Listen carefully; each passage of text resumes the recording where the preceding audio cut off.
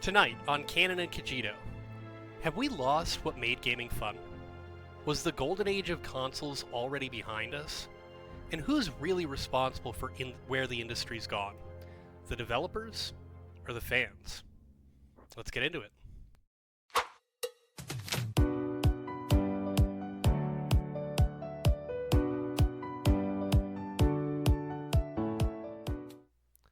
Welcome to Canon and Cogito, I Think Therefore Fandom. I'm Josh, and tonight we're diving into the world of video games. Past, present, and future. We're talking about whether simplicity beats spectacle, if nostalgia clouds our judgment, and whether gamers themselves share the blame for where the industry's gone. Joining me is Kyle, a friend and fellow gamer, who's seen consoles evolve from pixels to photorealism. Kyle, go ahead and introduce yourself. Maybe tell the listeners your first console and the game that hooked you for life. Wow. Okay. So yes, my name is Kyle Barr. Known Josh for several years now. The first console that I really had would have been the NES, the Nintendo Entertainment System. Good old classic, blowing it out, taking it, get it to work. That was where I got my start. I was about 4, I think, when we got that first console, maybe a little bit younger. But the game that really hooked me into gaming was actually on the Game Boy Color, and my cousin had given me an old copy of his Zelda Link's Awakening, and that game just wrapped me into understanding games were more than just left, right, run, jump. It was just like, no, there's intricacies happening here. There's a story I'm following. I got to remember things that happened prior. Like, that was the game that really got me into wanting to play games, I'd have to say. And I had a similar experience, but I'm a little bit younger than you are. So, like, we definitely had an NES, but I was too young to really get a hold of what we were doing with it. So the first console I remember having was a PlayStation 2, and the first game that I really remember playing for it is Kingdom Hearts, and that stuck with me. That's a good one, too. Yeah, that one stuck with me. That's a good one, too. I haven't really gotten into the Kingdom Hearts later games, but I definitely played that first one a good bit. Dude, it was so good. It's my favorite game of all time. Everybody's like, Kingdom Hearts 2 is the best. I'm like, I don't know. Have you played the first one? Yeah. Just thinking that just triggered some other thoughts of older games too. That was on the PlayStation or PlayStation 2. I can't remember which one, but it's called Dark Cloud. Oh, that's for the PlayStation 2. And that was the game that started to get me into this idea of, you do a dungeon or, run through the cave and do whatever to collect the items to rebuild a city. Like, man, that game, that hooked me and one of my other cousins for so long, because that for me at the time, and maybe it was at the time, so new of a concept of, wait, I'm going to build a town because it was destroyed. I don't know. And then eventually you get things like Sims and you create the entire universe. So it's just that game and Sphinx. A really fun puzzle game on the PlayStation 2. It was just, you had the puzzling of it was so clever. And being on the PlayStation 2, you didn't have those high fidelity graphics that we're used to. So you had to pay more attention. You had to be able to. Also, a big thing, then games didn't. You're running along. Oh, that thing is lit up blue. I bet I have to go interact with it. You didn't have that. No. You ran around the room until you found it. Yep. Oh man, Dark Cloud was a difficult game. I played it when I was very young, so I might have been 9 years old. Yeah. I was early teens. Yeah, incredible game. It was so fun. Game. Dark Cloud 2, not so much. I just couldn't really get into that one. But the original Dark Cloud was so fun. Well, and they refined too much and then changed the story a lot for the second one. So yeah. So let's get into something light to start. Which era of consoles do you think was the golden age? NES, SNES, PS2 GameCube, or more modern? I would say it's kind of the transition period, and that's the original Xbox. And now it kind of something you said in your opening really actually already got me thinking, is that nostalgia clouding that thought? It very well could be, but that was when I hit the multiplayer stride of my gaming. I was rocking Halo. There was this Medal of Honor game that I played a lot on it. And that was really when my, almost, I guess you could say, gaming addiction began, where I'm like, no, I'm going to get home and I'm going to play games. I was about 13, maybe 12. I kind of can't really remember. But that console is what really made me want to come home every day, and I'm going to go sit down and play games. And I played plenty of games prior to that. I was playing my Game Boy all the time, but it was still a little different. The way I felt about games changed after I got that original Xbox. And Halo in particular. My biggest issue with the Xbox was the size of the controller. Like it I was, give you that 100%. It was this monster. It was Absolutely. A monster. For me, it wasn't as bad because, I mean, you probably can't tell in the video. I got big hands. I'm a bigger guy. I've always been large. And so that wasn't as bad for me, but I still agreed it was too big. Even to advance it to the current Xbox versus the PlayStation, I will take a PlayStation controller 100 times, like every time. If I had a choice, I will take a PlayStation controller shape over an Xbox controller shape. Well, I've got this. I've got the PlayStation 5 like Pro controller, and it's the same size as the regular controllers, but it's a lot heftier. And I think that's been really nice, just having that weight.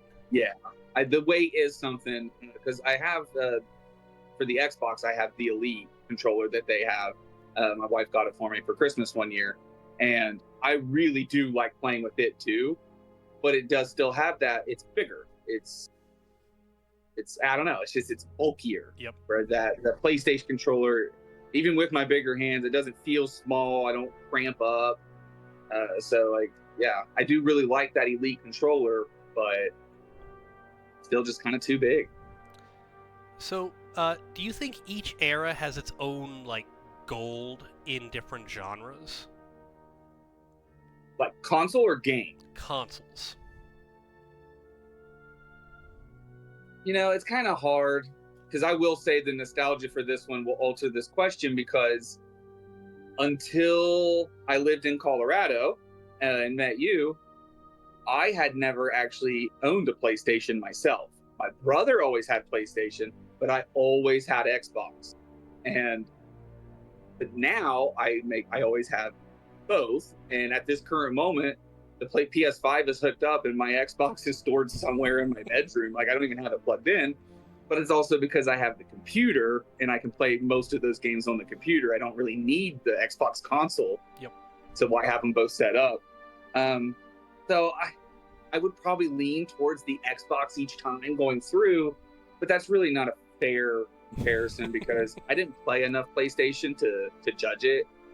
And Nintendo will always, I've always owned every version of Nintendo except the 64. I do have one now. I bought one as an adult, but I never had a 64 as a kid. I went from GameCube to Xbox One. That was the gaps I had. I never, wow. I meant to say I went from, that was the wrong gap. I went from the NES to a GameCube. I never had the Super as a kid, and I never had the 64. And yeah, I never really had that one. But I would almost really say that Nintendo is always the golden one, because it's the same now as it was then, consistency wise, in my opinion. Their games feel the same, they play the same. Getting to one of the points I was kind of going to talk about is they rarely even now use any of the public engines that are out there, Unity, Unreal. They don't use them. There are some games that have used it, like Pikmin 4 was one, and a few others. And those games look like every other game that was made on them. But they have their own proprietary engines that most of their games are built on. Even Breath of the Wild used their own engine plus I forget its name, it's kind of a weird name, but it was for the physics. They brought in another engine to help with the physics, but it wasn't one of the public. So no, I'd say Nintendo through the years, for me, will always have the golden. It's the one I can always go to and know I can have a game to play. Have you played the new Pokemon? Oh yeah. Oh yeah, I gotta catch them all, man. Yeah, I've been chatting with a few of my friends, Hops from last week, and my buddy Alec from the Avatar episode are both playing it right now. So they're I felt bad because I forgot it came out this weekend, and I invited Alec to play Rocket League last night, and we spent like 2 hours playing Rocket League. And I was like, "Shoot, I'll play some Rocket League with you. Let me know when you're hopping on." Oh, awesome! I used to play so much Rocket League. Awesome. Yeah, we're I eventually quit because I was plateauing and I was getting frustrated, but I'll still play it all the time. I love that game. Well, yeah, I'm terrible. And it is an Unreal Engine. Yep. It's just not Unreal Engine 5. I'm ready for the Unreal Engine 5 Rocket League update. Yeah, that will be nice. Drives me nuts. Fix some of that lag. Yep. So, which era of consoles aged the worst when you go back and play them now? Oh. I mean, I would have to say the dead ones. Not any of them that are really still alive, like Sega. Your Dreamcast and your Genesis. Dreamcast. It was so supposed to be this, and it was really cool when it came out, but it was so gimmick centric or whatever, and it was awful. Yeah. I mean, it was awful. There was no other way around it. It was not good. So I would have to say that. And even when I pick up, so like the backstory, my father, he used to yard sale a lot. So another thing I did growing up is we bought old gaming consoles, tested them out, cleaned them up, and got them working and stuff a lot. So I played everything from a ColecoVision, a Commodore 64, to all the different Ataris, 2600, 5200. I've played all of them. And the one console that was always the worst on everything, Sega Genesis. And when I play those games, it's just like, this is awful. Yeah. Why did we like this? Like, because it's what we had. It's what we had, exactly. It's not good, honestly. In my opinion, it's just not a good console. Then, now, or ever. Well, I remember playing Sonic. Like, that's one of the very first gaming memories I have, is playing Sonic for the Sega Genesis. That and the Toy Story game that was brand new at the time. Yeah. And those games hold a value to me. Yeah. The franchises of them, just not on that console. Because once Sonic went to like GameCube and stuff, that was some of the was it Sonic Battle Adventure 2 or something like that, where you had the Chow, I think they were called, or something like that, and you had your little garden and you could feed them the different animals you found through the levels. I played that one so much, and I loved those Sonic games. Yeah. Well, you mentioned Dark Cloud, and that's kind of in the same vein. So yeah. All right, let's move forward to Thought Save. Thought Save, I'm going to give you 2 minutes. You're going to either defend or rebut a hot take. There's no middle ground. Okay? Okay. Oh, Can you give me the hot take? I will give you the hot take. Okay. Are you ready? Let's go. The open world trend has made games boring. The open world trend? Yes.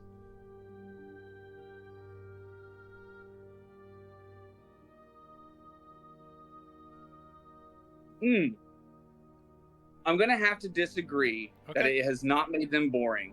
The reason I would say that I don't think it's made them boring is because I would say it's made them too much. Rather than not enough, it's too much. it's one of the things I'd mentioned. Basically, there are too many options. Now, it's nice having that open world, but like Skyrim, for instance, I've played Skyrim. I've purchased Skyrim like 15 times through history, and I will play it and play it and play it. And I love the game still to this day. But every time I'll tell myself, we're just going to stick to this path and do this thing. And inevitably, I find myself off in a random farmhouse talking to somebody about their goats that were just killed. And it's just like, is this really the point of the game? So it's not boring. I think it's almost too exciting. I don't know, not really too exciting, but yeah, it's just there's too much option. So it's where the linear drive definitely has, yeah, it's more straightforward. You don't have that option to pick up 15 side quests that sit there in your quest menu the whole time you play. But no, I'd have to say not boring, but definitely too much sometimes. That being said, I will take an open world game any day. I mean, I will play them, because at the same time, it's like, but it also gives me the freedom that if I don't want to focus on just the main story, and I do want to learn about this farmer's goats that were being killed and we got to figure out why, like, I do enjoy that too. So yeah, they are probably my favorite games. Awesome.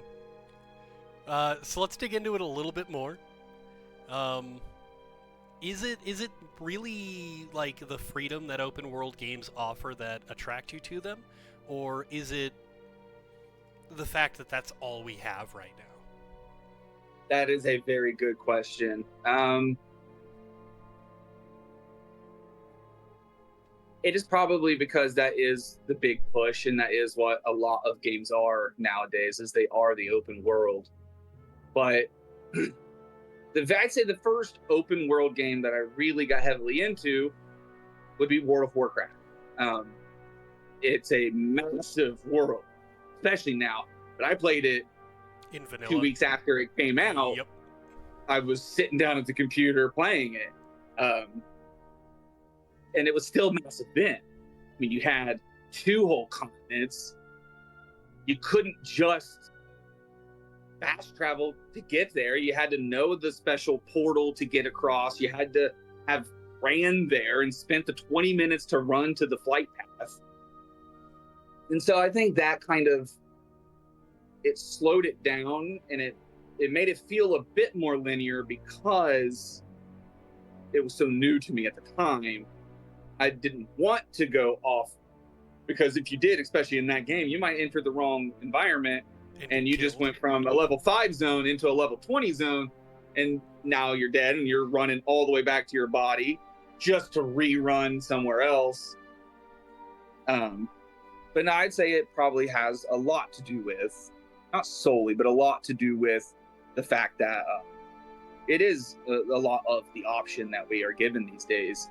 One of the games I play with my friends, I actually don't even really like this game, but I want to play with my friends, and this is what they're playing. It's Rust. Have you ever played Rust? I haven't played it, but I watch one of the YouTubers, the Australian admin, who bans cheaters on his servers.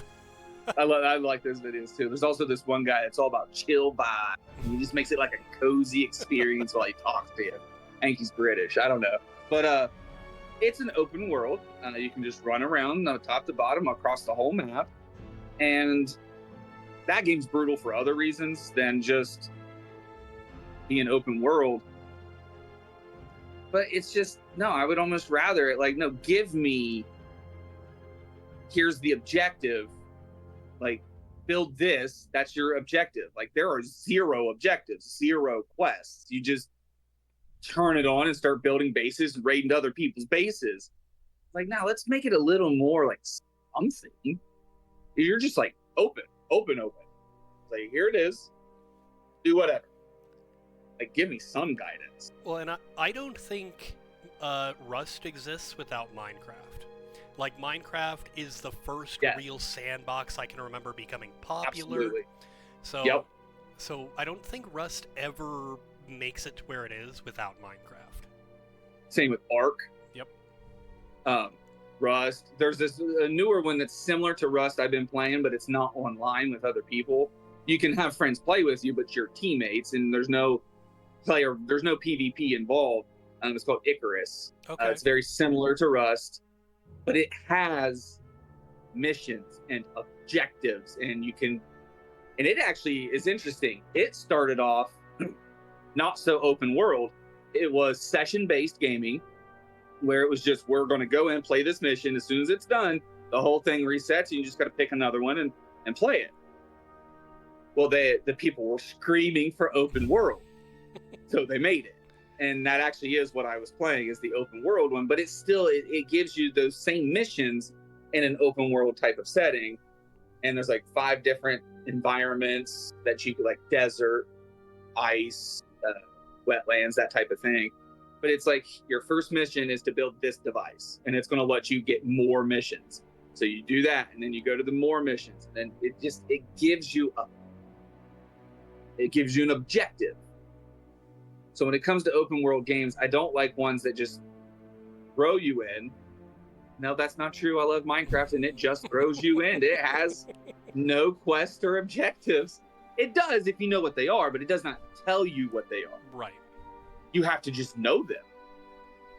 And that, I do kind of think is frustrating. I do wish there at least be, like, even with Minecraft, when you turn it on, just to help get someone going, like, punch a tree. Yeah. Like, you could have a little, and then you do it, and you get a little bit of XP, or to help you start that initial progression, and just to understand, because there are so many people with those types of games. They're like, no, I hate it because it's stupid and you can't do anything. No. You think it's stupid because you can do everything. Yep. And the game actively makes you feel dumb for not understanding that you can just go do everything. So, anything you want. You just want to build a farm? Go build a farm. Have a farm. Yeah. You want to dive deep down into the Underdark? Underdark? Oh, the Netherrealm. Well, there's where the warden is at. Oh. Is that hole? It's down in the mountains. You go deep down, and I think they call it the Underdark. No, that's in D&D. That's where the drow live. I forget what it's called right now. That's okay. But it's dark something, and it's like the light. Once you enter it, the lights go out. You can barely see, and it's all sound based. If the warden hears you, he charges you. There's these other things, shriekers, that can alert him. But you would never even know to go look for that unless you either stumbled upon it accidentally, or like me, you watch 1,000 YouTube videos so you know how to play a game. Yep. Well, and I mean, that's what I do. Shoot, man, you could watch Minecraft videos. I think it's really interesting. Just to switch subjects a small amount, I think it's really interesting how much content is on YouTube, but how much specifically you could watch Minecraft videos every day for 8 hours a day and never watch the same Minecraft video. I think you could run it 24/7. Yeah. There's so much content. It would take months just to get through a single, like, hefty streamer's content alone, just having it playing 24/7 on a TV or something somewhere. The other thing I love about Minecraft and its open world aspect is I actually really love it for kids. My son, he's 5, and he's actually really good at games. At the age of 3, he beat the Guardians of the Galaxy game. Wow. By himself. Wow. His first playthrough, he needed help in a few spots. His second playthrough, I think he might have needed help in one spot. There's this place where you have to rig up electrical and, like, turn these things, and he always got stumped on it. By his third time, he's doing New Game Plus every time too. And so by his third time, he did it all on his own. At this point, he's probably beaten that game about 10 times. Jeez. He has every skin. Like, he made it an objective to find every skin. And that was all by the age of 4. But he loves Minecraft too. And he'll watch Minecraft videos sometimes and he'll just sit there and watch them. And eventually I'm just like, hey, but I love Minecraft too, but watch something else. Like, it could be another game. I don't care. Just watch something else. Well, I feel very strongly that kids who start playing Minecraft at a young age end up doing better as adults because I think it helps.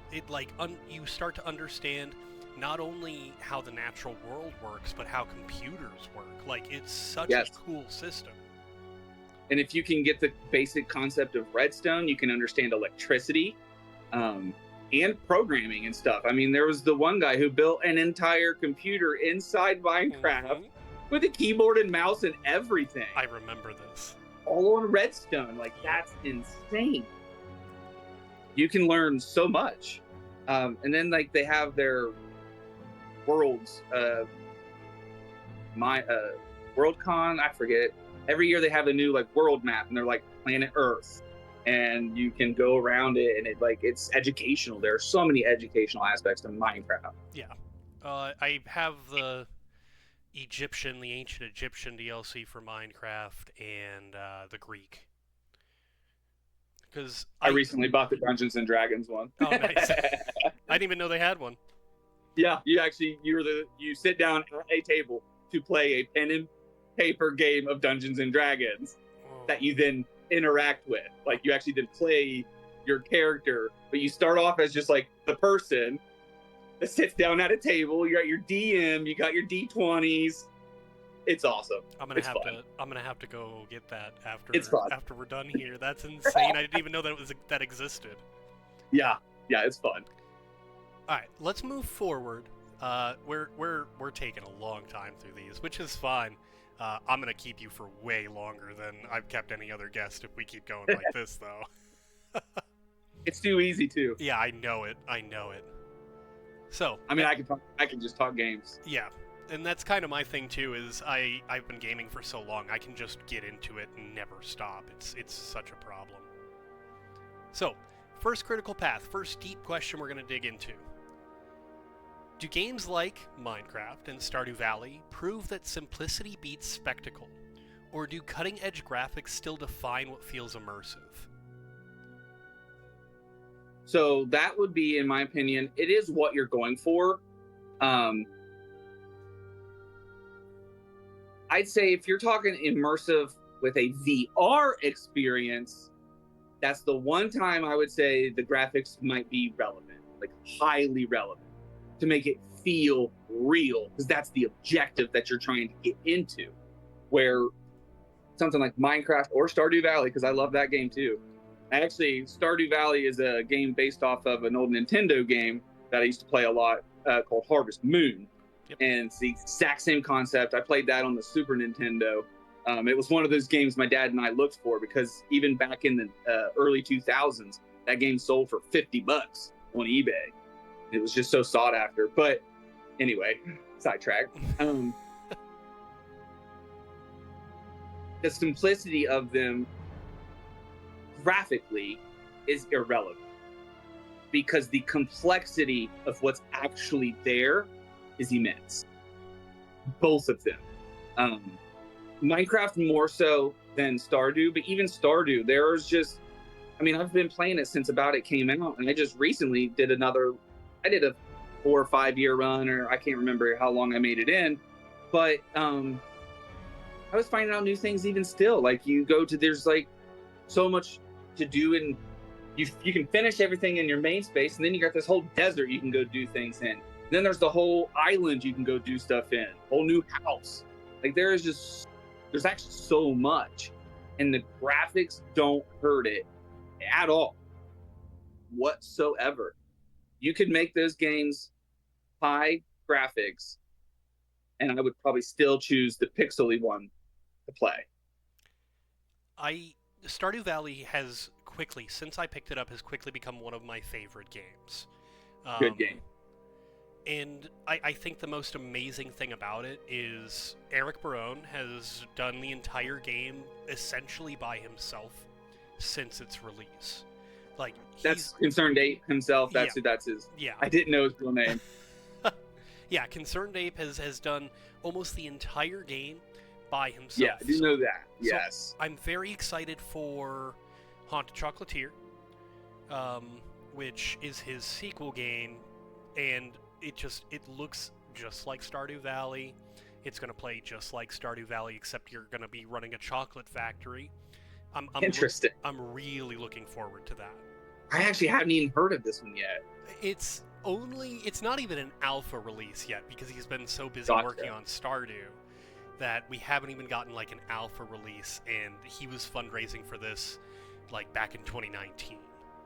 Oh, wow. So I've been keeping an eye on it because I'm so interested in playing it. I'm so excited. I will probably have to pick that one up too. Yep. Because I do love his style of game, and the way he just throws in like little Easter eggs that might mean nothing to you, but like I think there's a poster of a movie on like one of the train cars or something, and if you don't know who those two people are, like you wouldn't even know that, and just other little things like that. And the way you can play it 5 times and have 5 different play experiences, like you can make it a different game every time you play it, like depending on how you decide to want to play it. Do you want to save Jojo Mart, or are you going to do the community center? Always community center. Yes, never save Jojo Mart. I've yet to do a playthrough just for the achievement. I'm like, but I can't. I don't want to save Jojo Mart. That's exactly what I was about to say. I haven't gotten that. That's one of the trophies that I'm missing on the PlayStation is save Jojo Mart, because why would I? Why would you? Yeah, let me save corporate America. No, I'm sorry. Like, no. You save the community center. So, do AAA games rely too much on visuals to hide shallow mechanics? 100%. I think that is exactly what happens. I think the issue is people wanted better graphics, and even myself included. Sure, when I was younger, I'm like, yeah, graphics. So then they started pumping more money into the departments designing the looks of the game. And all right, well, we're going to have to cut 4 writers, or we're going to have to take out this story guy. This one needs to go.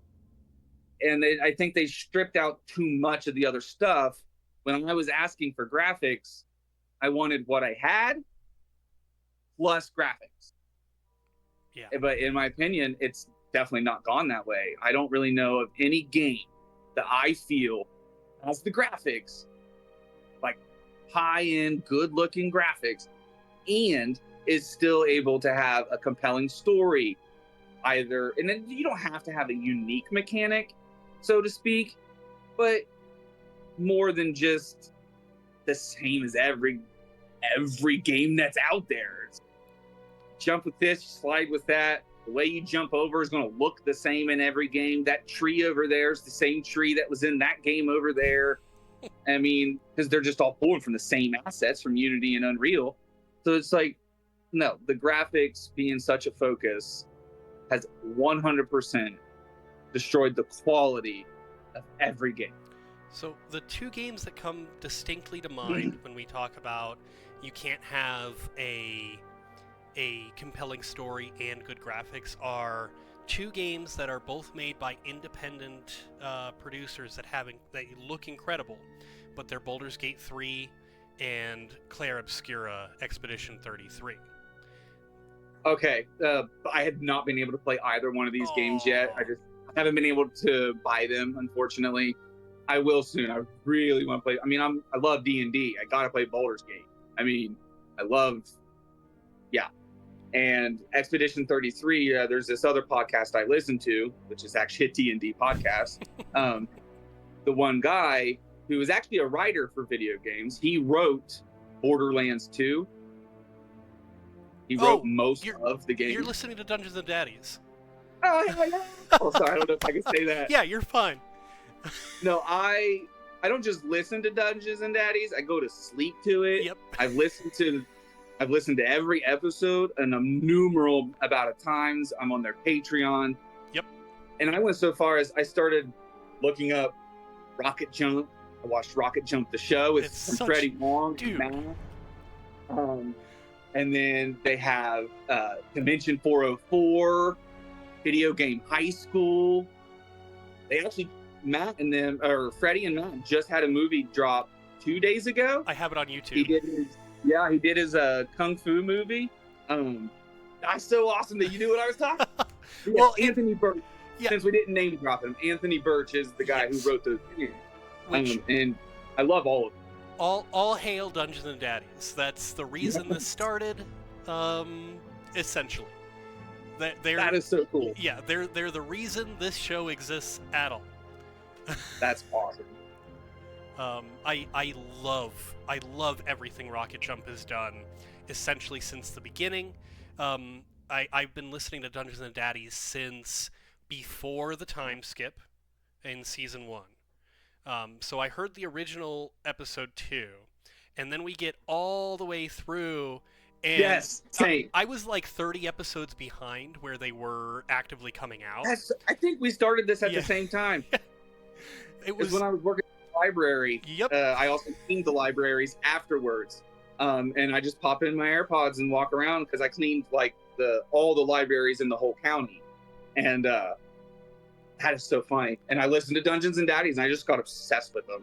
I'm currently about 20 episodes behind in the new season. Gotcha. I haven't been listening because I've been putting on audiobooks while I'm at work. I understand that. But I love what they're doing. I love Kingdom Death Monster. Everything they're doing right now is so good. I've listened to the Kingdom Death Monster through probably more than the actual show. I really want to play Kingdom Death Monster now. Yes. I really want to play that. That Adam Poots, I think is his name, that created that. That guy sounds pretty unhinged. I wanted to check out his stuff. But no, the whole point of that was Anthony keeps talking about Expedition 33. Yes. And a few of them do, but I really want to check that one out as well. Yeah, but I haven't had a chance. Graphically, it's incredible. It looks absolutely incredible, and it's got this super compelling story. Who the main character is also one of the main characters from Baldur's Gate 3, so you've got some crossover there, and it's just beautiful.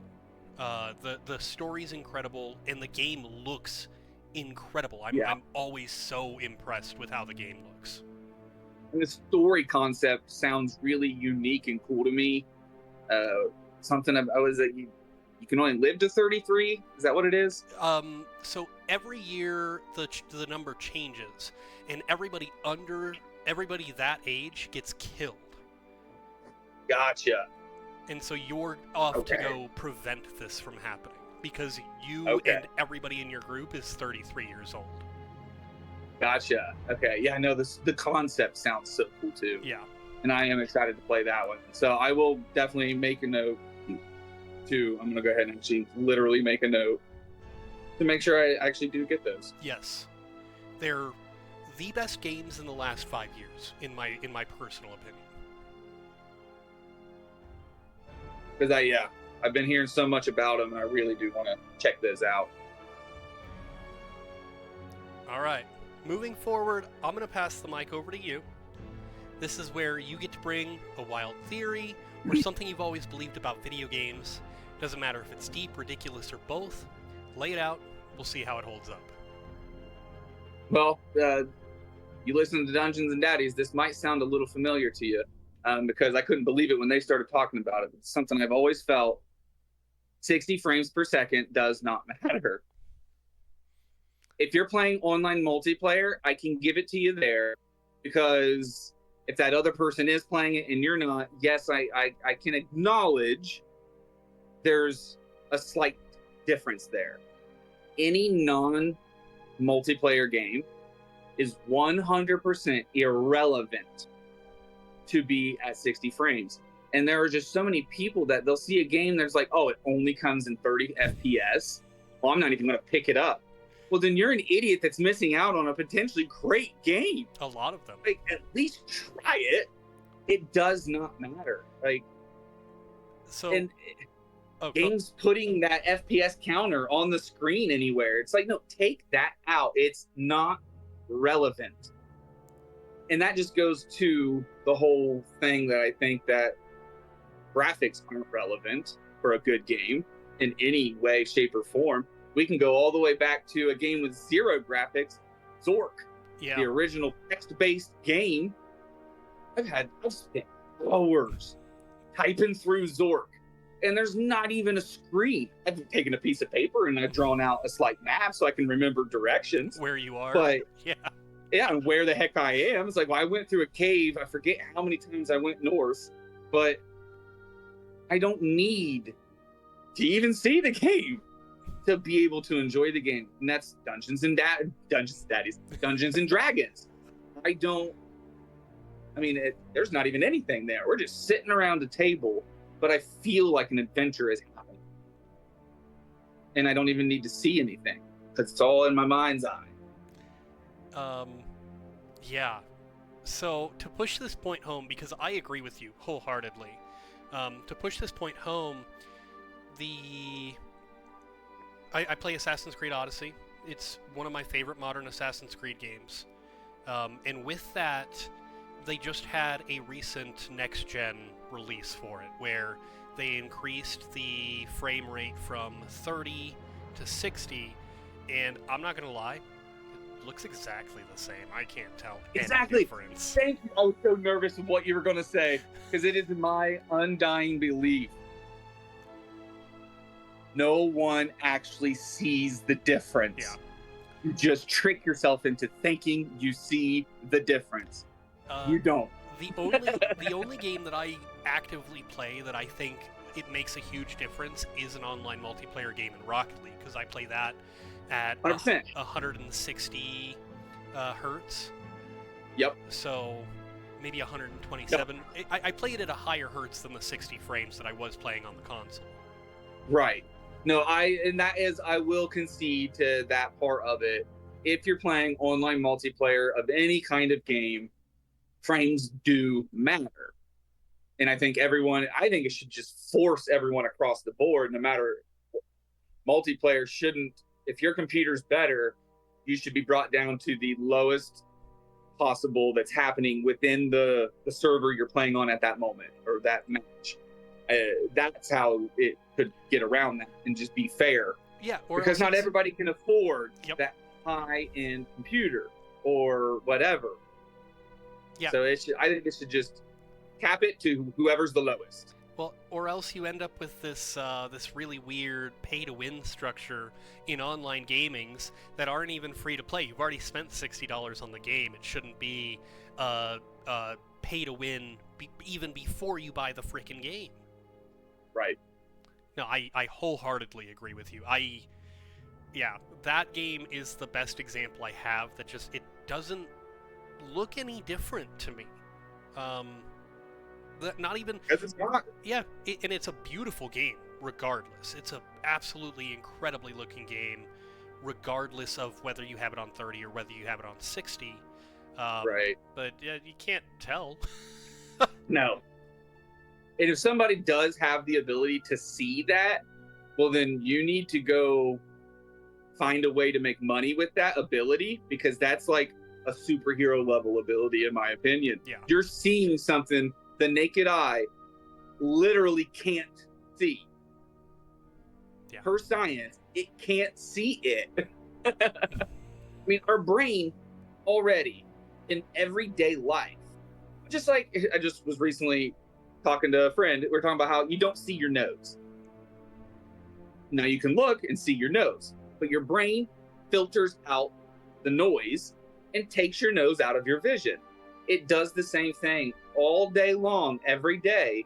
When you've turned your head too fast, you didn't actually see everything, but your brain has to fill in those chunks because obviously it saw something, so it just puts stuff there.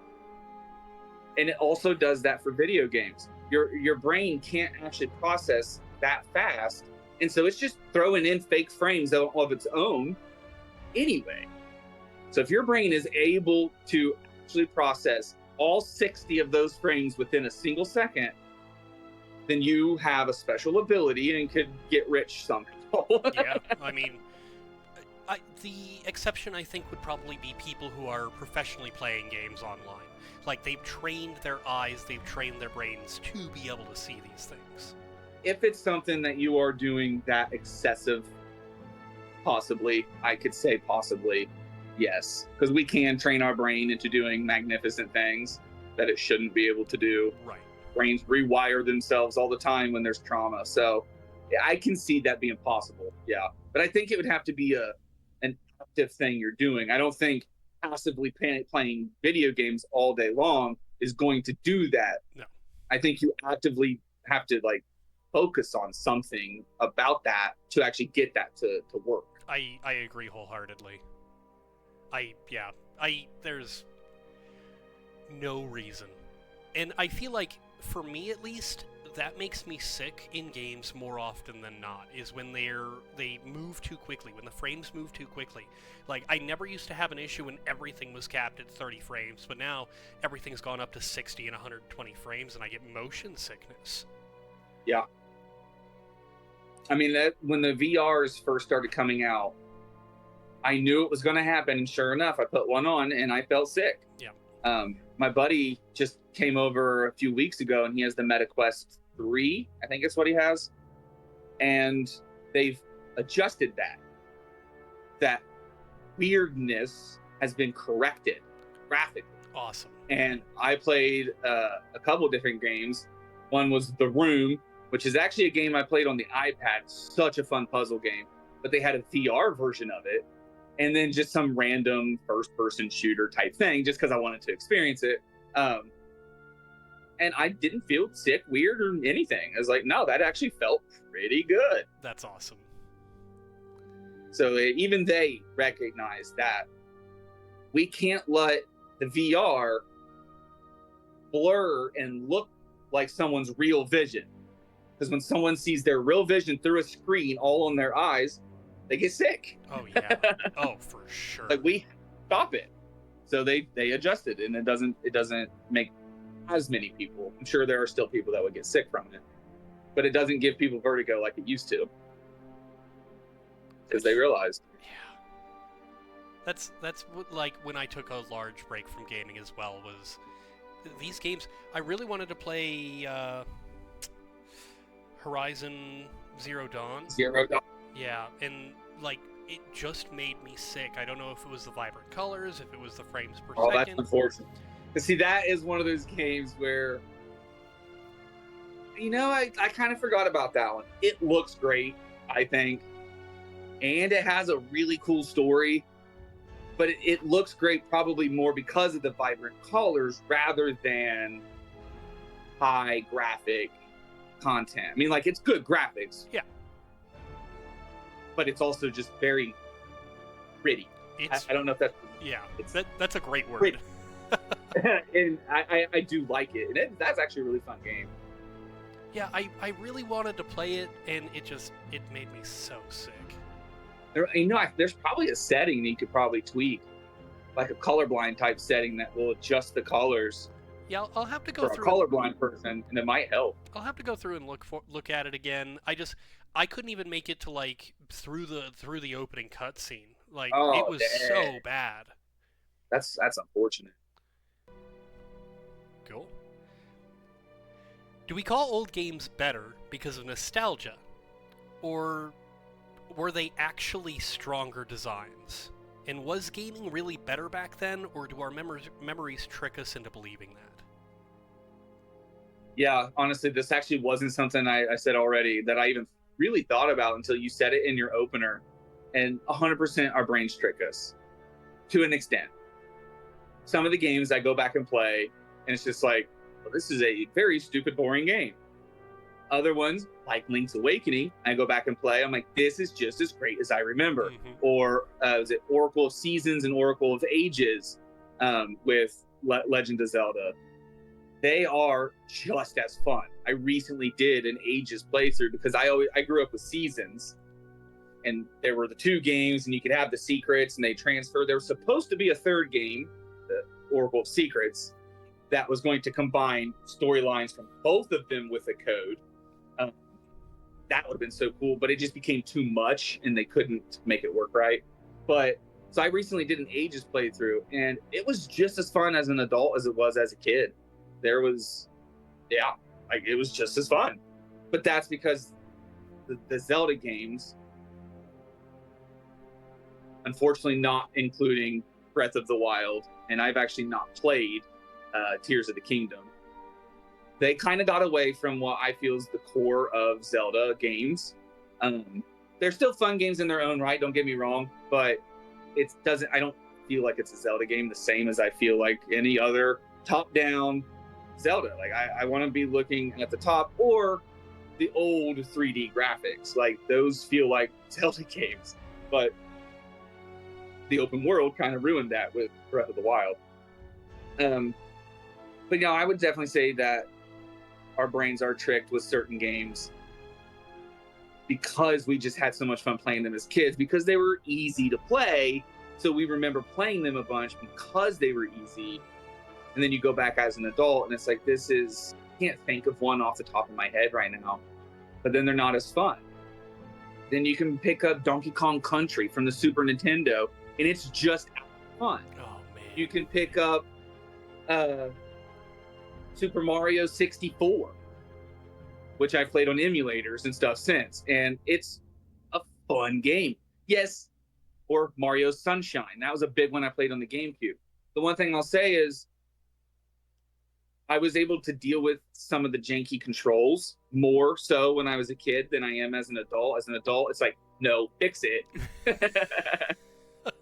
But it's like, no, this is an old game. Because even when they redid Sunshine, I think Odyssey and Galaxy, they put them together in a 3-pack. And they kind of revamped each of them. And even Sunshine the controls are still stupid. There's just get all weird trying to get your flow or whatever that guy's name was to shoot the water correct. But the game still looks just fine. It looks great still. And it is a fun game to play because there's a story happening. And again, nostalgia doesn't do that. They did that by making a good game. I wholeheartedly agree with you.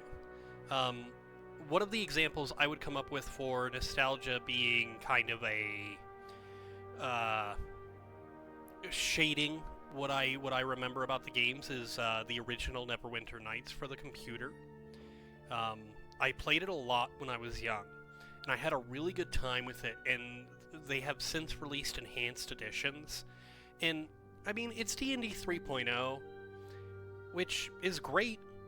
It's not as good as it could be. And, right. Like, I know nostalgia's shading me there. Yes. But I often always say that nostalgia is this really dangerous thing that prevents us from growing. And I'm glad that at least fans' nostalgia has not directly affected the games market. Yeah, I agree with that. I don't think it really has. That kind of did make me think of one that I don't know if it's so much the game's not good or I just don't like playing this style of game now as an adult. But I played just before World of Warcraft, Warcraft 3, and Frozen Throne so much.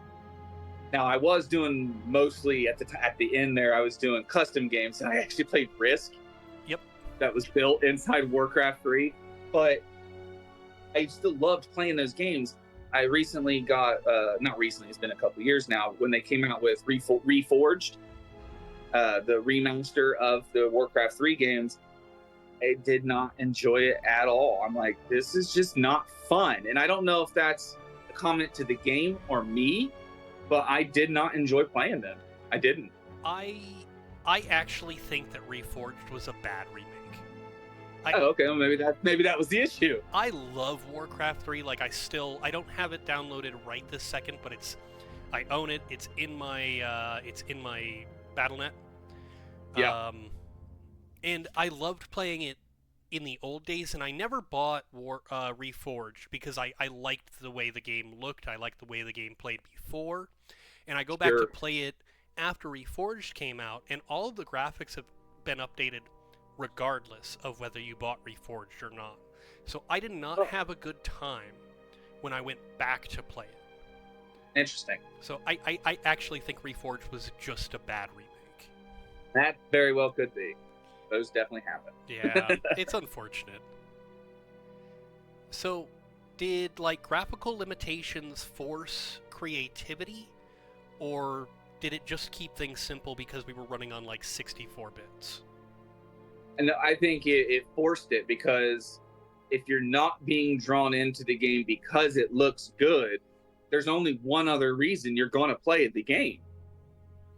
And especially if we, not just graphics, but online even. If we go back before multiplayer, before online, where maybe even before LAN, like we can even go just to the before Xbox, you could do LAN parties, because that was still the same. You didn't play it to play with friends, like that were in another room. Right. If they were sitting with you, yes. On the couch. Yeah. You didn't play it because, oh, you've got to see how good this game looks. Although I'm sure we said those things with those crummy graphic games anyway. I know I did. So you got to see how good it looks. But that wasn't the reason we were playing it, because deep down we knew it didn't look real. We just knew it looked better than the last thing. So you had one choice. If you wanted to be a successful game developer, make a compelling game, whether that's unique mechanics, an amazing story, or both. You had to have a reason that people wanted to play, because it wasn't for what it looked like. Yeah. Well, I distinctly remember, so I've played a lot of Madden in the last 25 years. And every time a new Madden game comes out, the first thing out of my mouth is, wow, it looks so real. Ever since 2003, I've said, wow, it looks so real. That's funny. And I know, like, what we have now, that looks really real. It does. I won't deny that. I thought, I went over to my friend's house a few weeks ago to go to a concert, and his roommate was playing Madden. I was like, what game are you watching? Before I realized that he wasn't watching a game. That's crazy. Like, they but look I have so to say, good. even with the sports games, because I don't do sports in any sense of the thing. I just don't play them. I don't watch them. But a lot of my buddies do. Like, I have this one friend who loves baseball, and he loved the baseball games, not to just play a game, but to play a character. Yep. That was being recruited for a team, and I just played this character. He plays this position. And then they started focusing on the graphics, and then all of a sudden they took that whole mechanic out, and he quit playing baseball games. Yep. He just told me, because he helped me move some couches the other day, and he said that he's been playing this new MLB The Show or something. I don't know what it's called. Probably 25 or 26. Yeah. And he said he got it because they put it back. Yes. Yep. But there was how many years of a gap where this mechanic that many people love, it was a unique mechanic where, no, I'm not playing a team, I'm playing a person. And they just ditched it for several years. And I'm sure it was because they didn't want to spend the money to develop it. They were like, no, graphics. And they're probably at the point now where it's like each year the graphics increase is so minimal, they could pay somebody to put that back in it. Which I'll say, I have recently played the baseball game. We got it for free on the PlayStation a handful of months ago.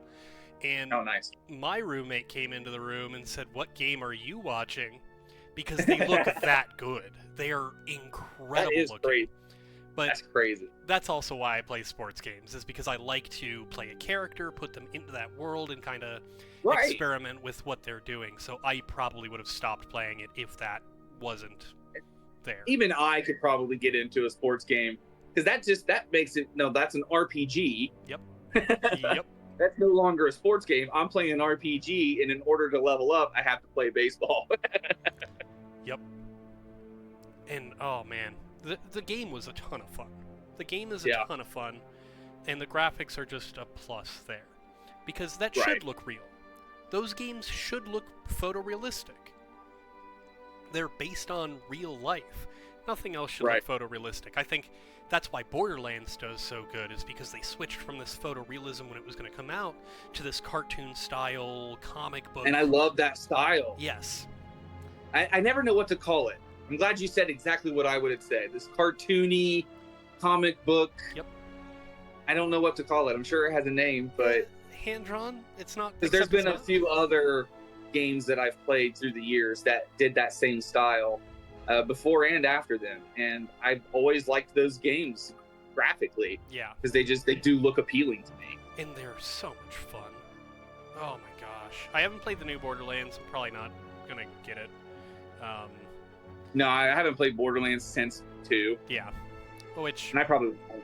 is the best one. Thank you, Yeah. Anthony Birch. Yeah, thank you. Although he hates it, and he hates himself for it. He wrote a book about it. He can't hate it that much. I did not know he wrote a book. I'm gonna have to get that book. It just came out at the beginning of this year. It just came out. Don't recall them mentioning that. Yeah, I probably didn't. they did during one of Did the they? Talking Dad episodes. Dang. Huh. How I missed that. Definitely we'll have to read that. So we're gonna move forward again to Canon Yep. Court, which has already this season had its own reconstruction. So it looks a little different. It does look a lot like Thought Save, which is going to have a facelift next season. But I'm going to give you a hot take, and we're going to kind of dig into it a little deeper than Thought Save. Okay. So, tonight's claim, gamers themselves ruined gaming, not the industry. Do you think that players' demands are what drove up the worst habits between sequels and microtransactions and the endless focus on graphics? Or is it all because of corporate greed? There are so many caveats to this one. I think I don't think there is any real one answer. Like for microtransactions, I think that's there because someone tried it and people paid it, plain and simple. So corporate greed, yes. Gamer stupidity, yes. It's kind of both of them. They tried something, people went with it while complaining, paid for it. I mean, I've been a victim of it. Not victim, but I've done it myself. I've paid into. I never really like pay to win, but skins and stuff. You know, I want to look cool. Sure, yeah, I've done that. Graphics themselves, though, that is the gamer, in my opinion. The developer is going to give us what we want, and too many people wanted better graphics, so that's what they thought the whole industry wanted. No, that's what the loudest of the industry wanted, or the loudest of the players wanted, and so that's what we got. And then with that came more expense, more microtransactions, more people complaining, but yet spending more money on every game they play, not just one here or there. I mean, I think it's a symbiotic back and forth relationship that destroyed it. Hard to pinpoint which one would be the fault. I think they both, have faults in both. Well, in like legal settings, you can split fault, which is perfectly fine. I do think that this is a split fault issue. Primarily with microtransactions, I think, as much as I loved the game, I think that World of Warcraft is probably the first ones who did it right, and other people started to copy this model, because people were already paying to play this game, and they were like, well, we could sell this pet or this mount for an extra $20, and people just started to pay for that. Yep. And other developers saw this and went, you know what? We could also sell a pet or a mount or a different character skin and make the money from that, which I think is appropriate if your game is free to play, like Fortnite. I think Fortnite is one of the biggest blames for microtransactions. Where they've gone now, They're the ones that popularized it to the sense of acceptance, because they had such a younger base. These kids were spending adults or their parents' money or Christmas money. Like, there was no, that money doesn't mean much to you beyond give me what I want. Whereas when you're an adult that tries to game and you're like, no, I want to look cool too, I'll spend the 20 hours to grind the quest to get it for free. And they're like, no, You have to buy it. That's the only way to get it. No, I bought the game. Let me play the game to get it. Yeah. Don't make me buy it. And I have done it. I have. I don't do it that much. Like, actually, it's to the point. So Rust, they recently introduced a thing called premium servers because they have a lot of cheating issues. And so they have these premium servers now. In order to play on one, you have to have spent $15 on skins through the marketplace.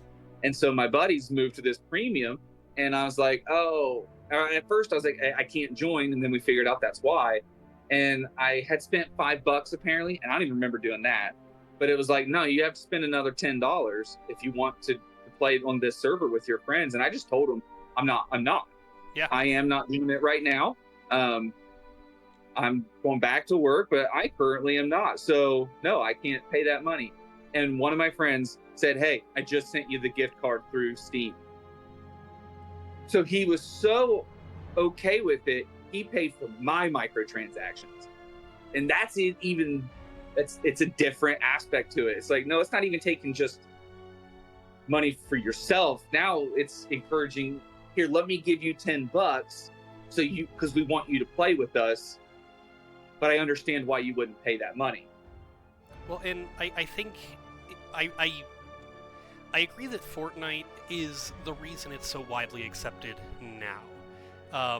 I actually, thinking about it a little bit, I don't even think that's where it all started. I think it all started probably about 5 or 10 years before microtransactions started to make it in their way into games, and we started getting, well, you can get the full game, but here's a DLC for $15. Like, that is definitely what started. That's a good call. That's a good call. Yeah, I think that's where it all started, and industry heads were like, you know what? What else can we get them to pay for? Right.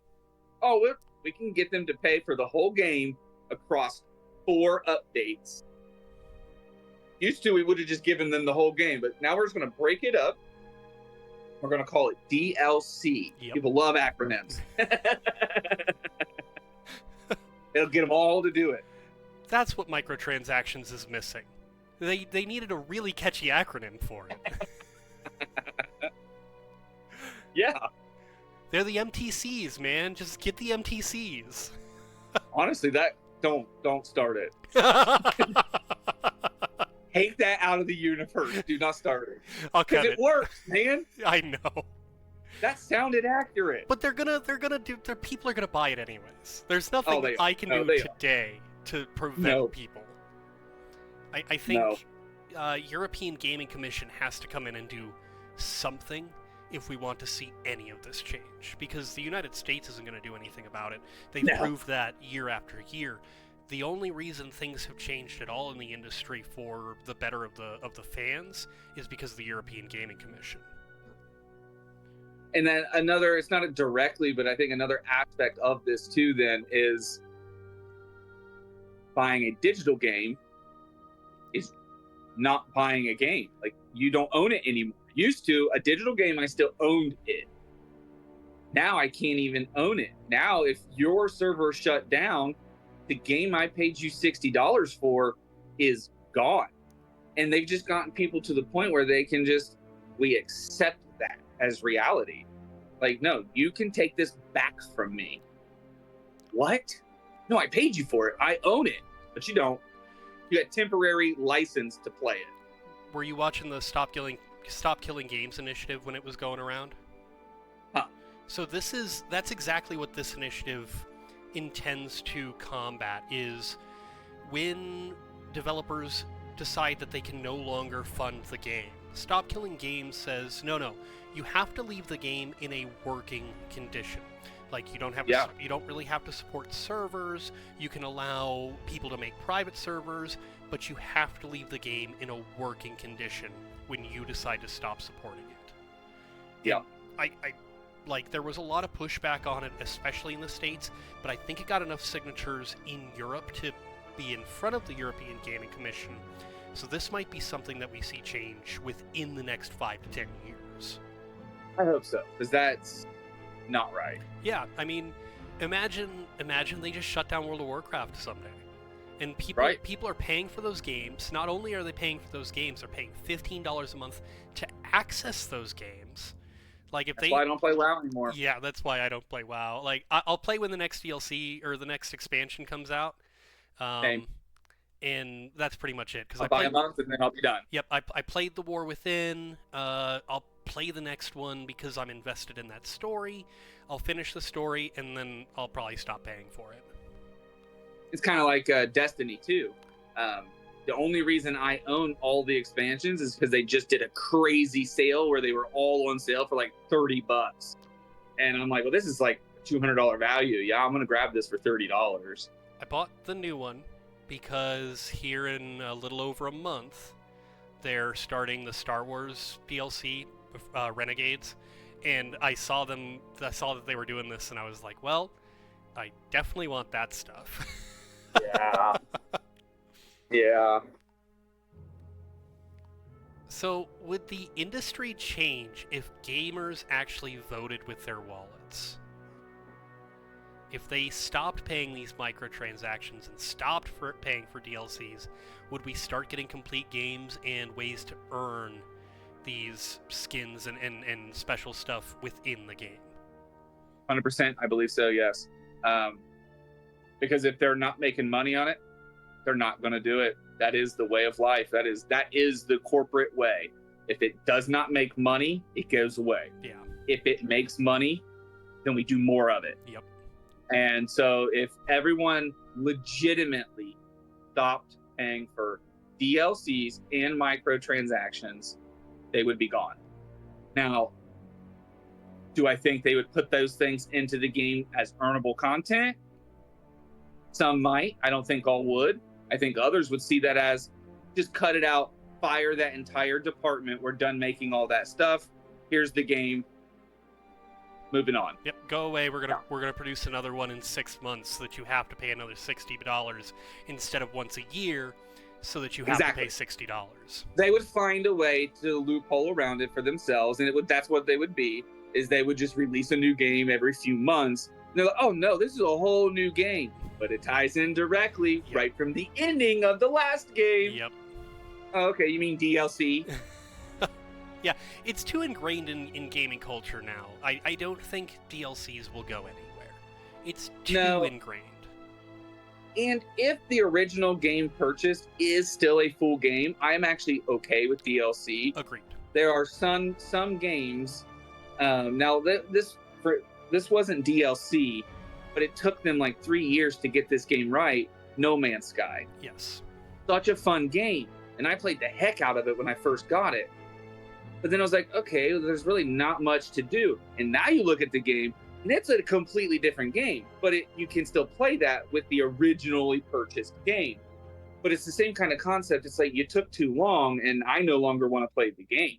Well, I think Avengers. So I think Avengers had the same issue where, and I think maybe it was a victim of when it came out, because it came out right pre-COVID, and then we went into COVID and nobody could work on the game, but they took so long to add anything into the game that people just stopped playing. Yeah. And that's what happened with No Man's Sky, and it still does have a decent base. But now if they would have made those things DLC, I would have been irate, and I would have hated the game, and hated the developers, where now I'm just like, no, you flubbed, you messed up, but you're not bad company. You're not a bad company. Ones where they give you a partial game and it's just like they sell it as DLC. This is new content. No, that's original content that you took out to sell back to me. I always, when the conversation turns to DLCs, I always tend to think of CD Projekt Red and The Witcher 3. Because when The Witcher 3 came out, it was a complete and full game. And then they continued to release these updates for it, but didn't charge anything for them. Everybody just got access for free. Oh, that's cool. Oh, it's great. So they added New Game Plus. The only two things that are DLCs are complete new areas. They're complete missions. They're an extra 30 hours of content. Well, then that's fair. Yes. That is fair. And I think CD Projekt Red, as much hate as they got for Cyberpunk 2077, I think The Witcher 3 needs to be more of an example when we're looking at, well, what should a gaming company do when they want more people to buy their games? Right. And it got incredible reviews. It's a great game. I put probably close to 100 hours in it on PlayStation 4 before it got the PS5 upgrade. Wow. Like, it's an incredibly good game. I mean, I also had a lot more time for gaming then. I'm running low on time nowadays. If I want a game, it's usually late night. Yep. And I got to wake up tired the next day because I decided to stay up and game. Yep. That was going to be me last night, but then... Oh, no, that was me last night. I played Rocket League until 6 o'clock in the morning. So... Oh, that'll do it. That'll do it. I really wanted to come home and watch it because Welcome to Derry's coming out next week.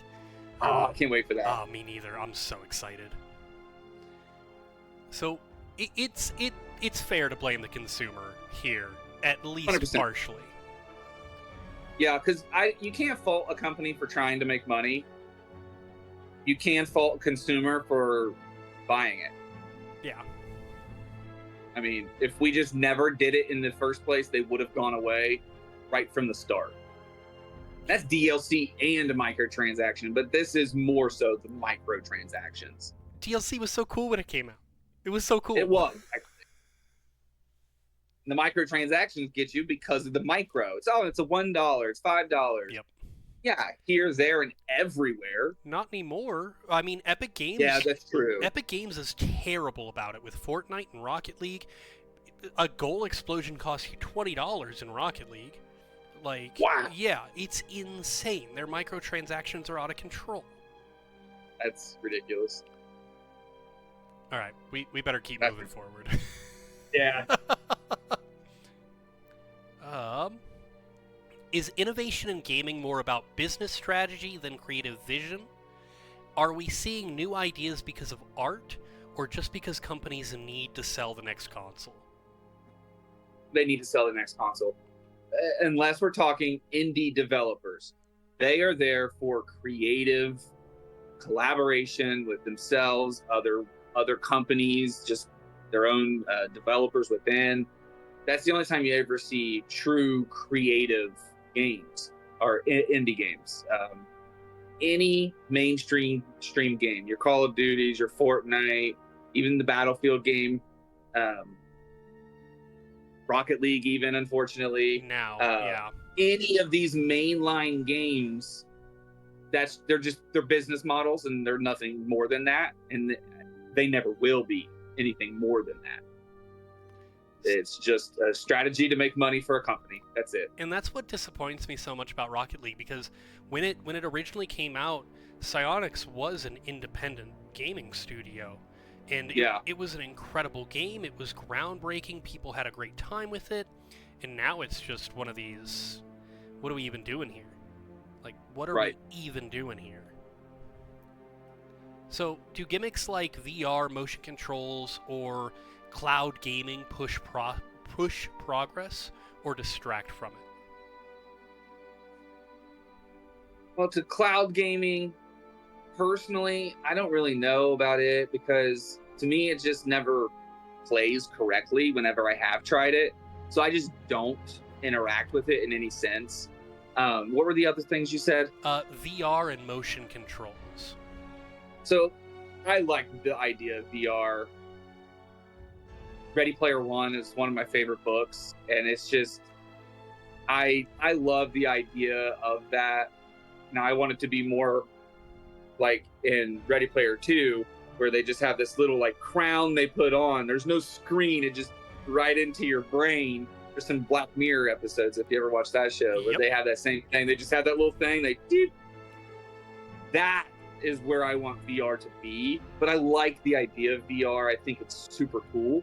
But motion controls, I've never enjoyed those. They Skyward Sword, I think, had it where you could, with the Wiimote. Yep. That I never enjoyed. That felt like, no, this is a couch game. I want to sit back and relax. I don't want to get active. If I want to play an active game, I'll play Wii Sports or something. Yeah. I'm playing Zelda to kick back and relax. So do they drive progress?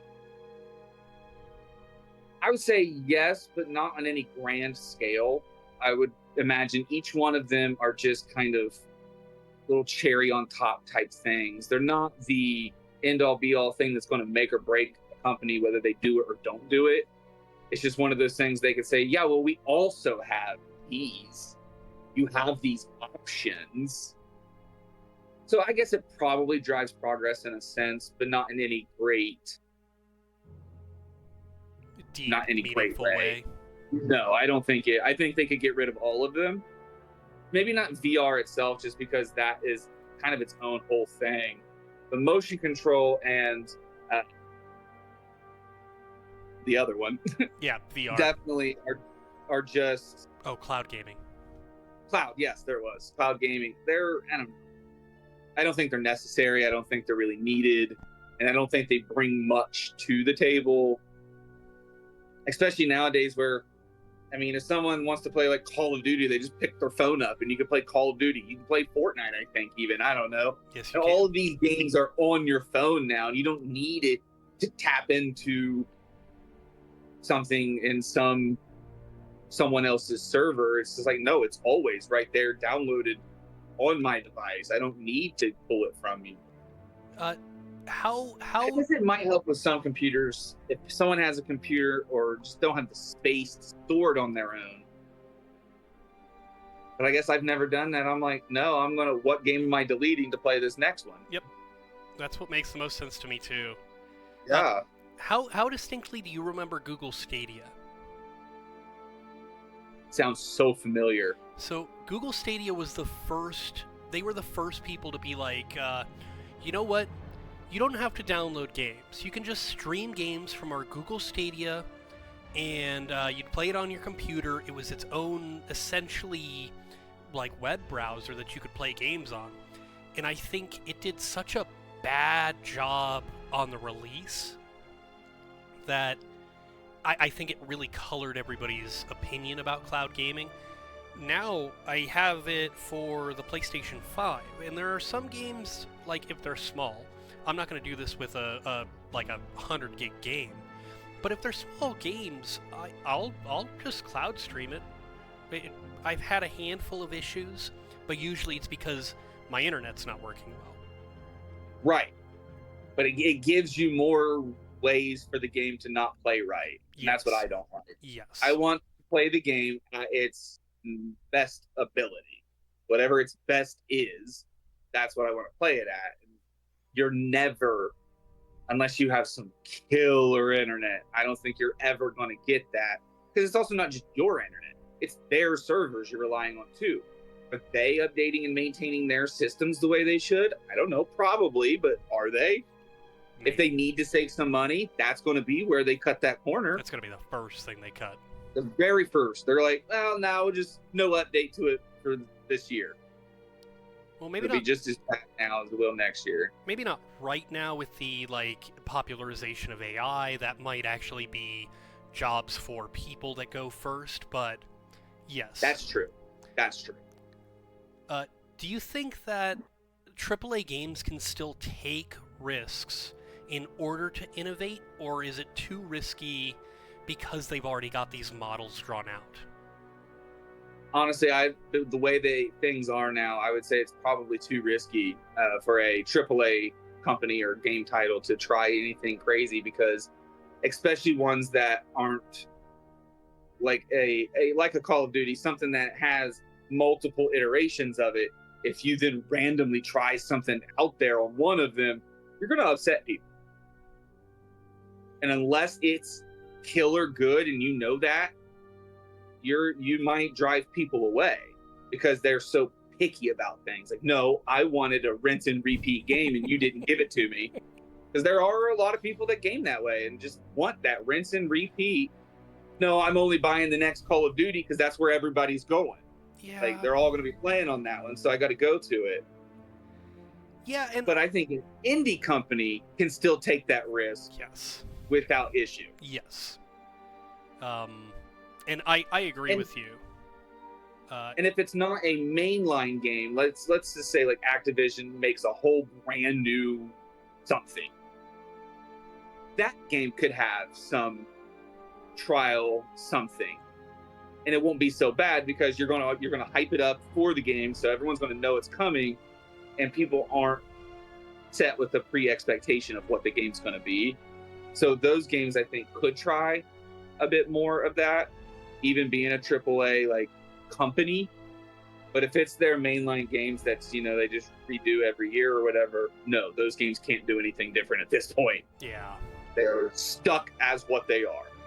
I think that's one of my biggest issues with, especially the Call of Duty franchise, is if I wanted to pay $60 every year for the same game, I'd pay $60 every year for the same game. But I shouldn't have to. You should just update the old game that I've already purchased.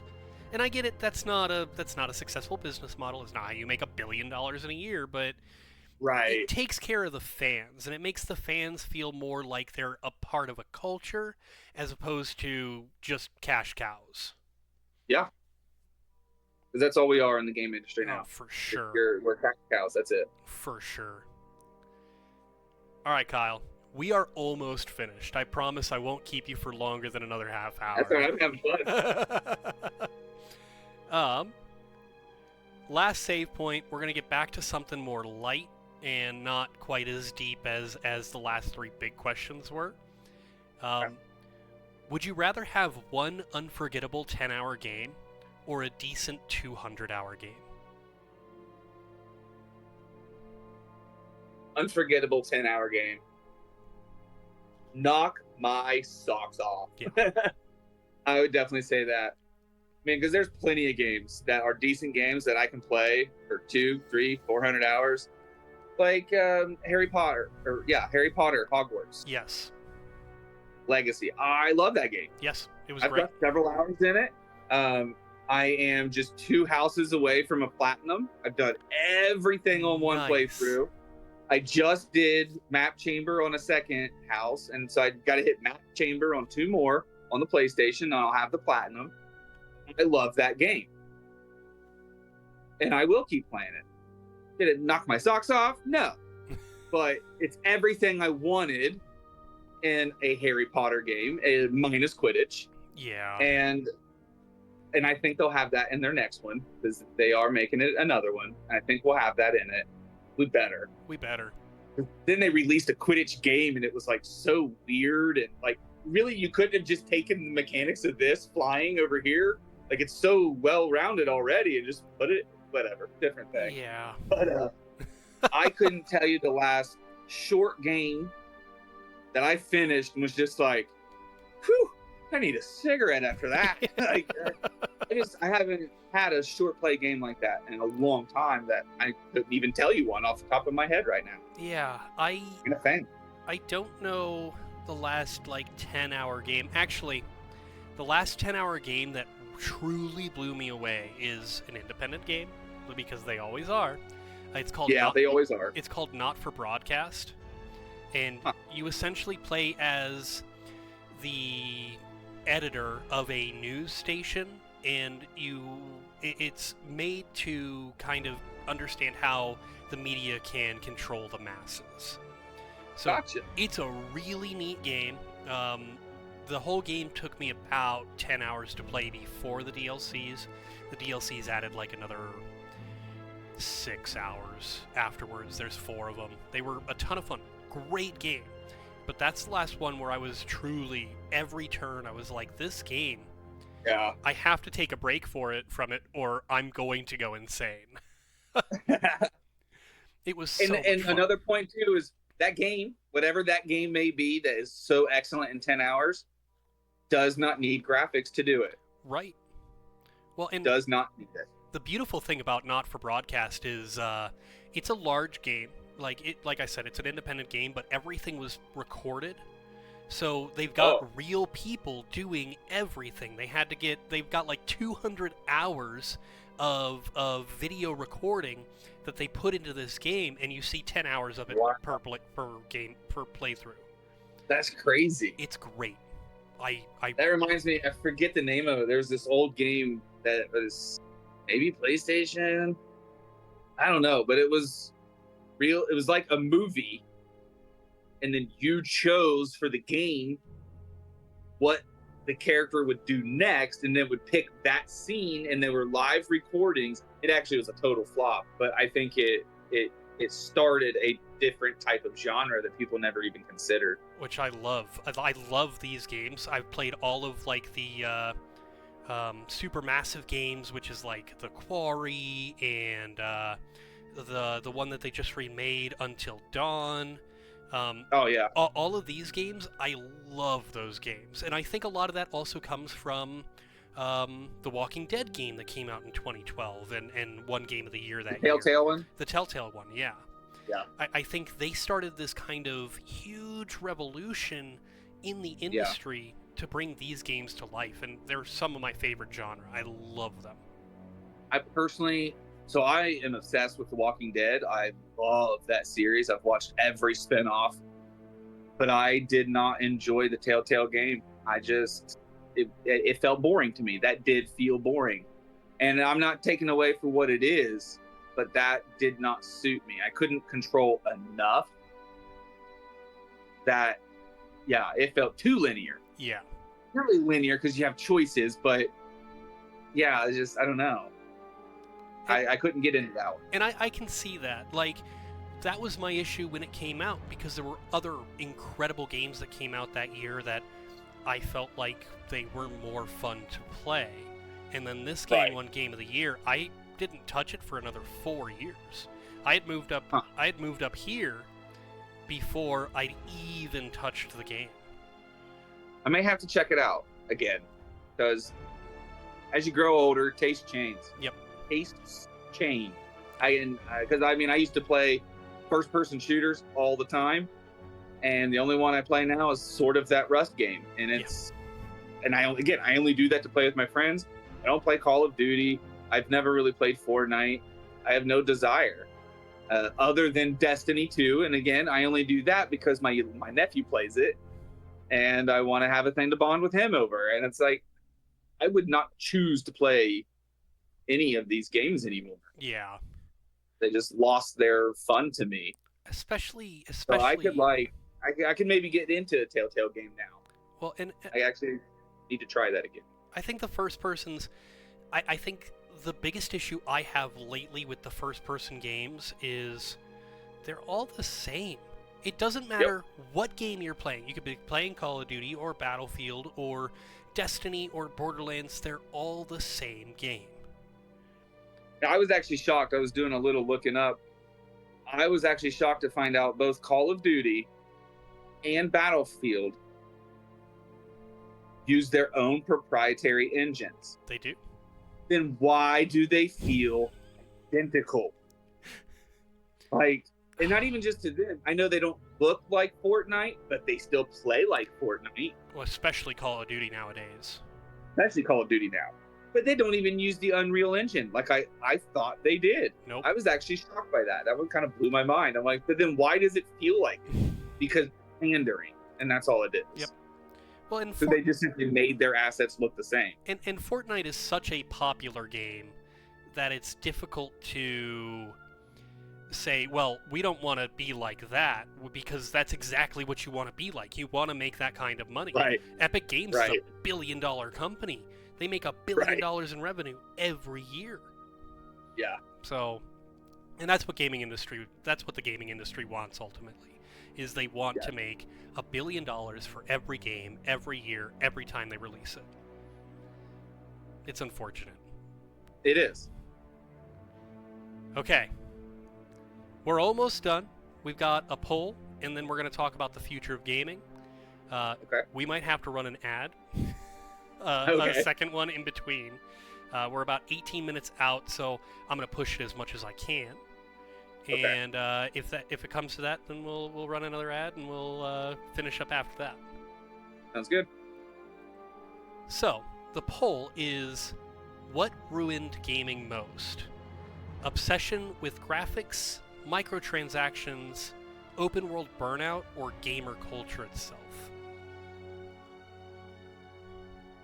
I would lean mostly to obsession of graphics, with a strong secondary being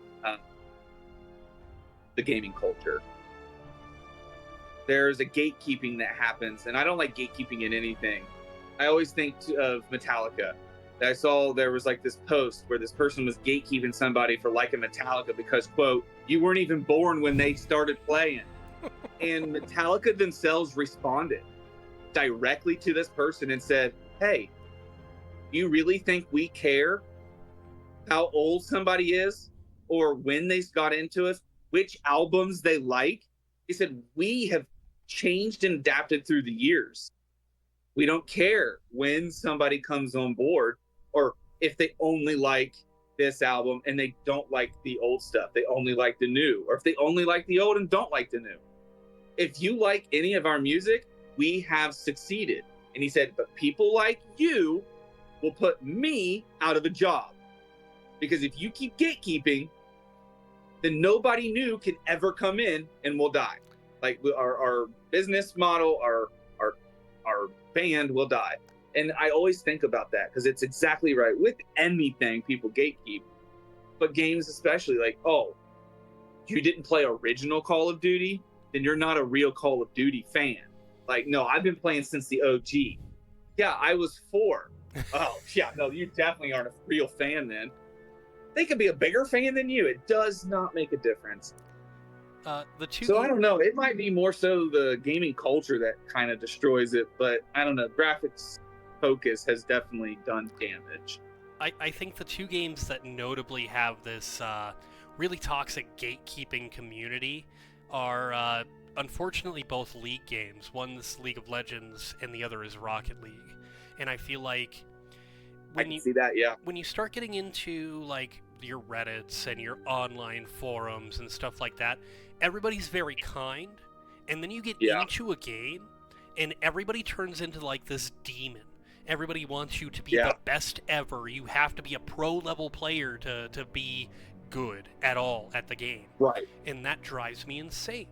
It's like, not everybody has 40 to 50 hours a week to pour into a game to get good at it. That's not the way it works. With Rocket League, I had gotten to, I think it was Platinum, and I think there was 3 tiers, so it was like Platinum 3, I think, and I would sometimes bounce into whatever that one was next to it.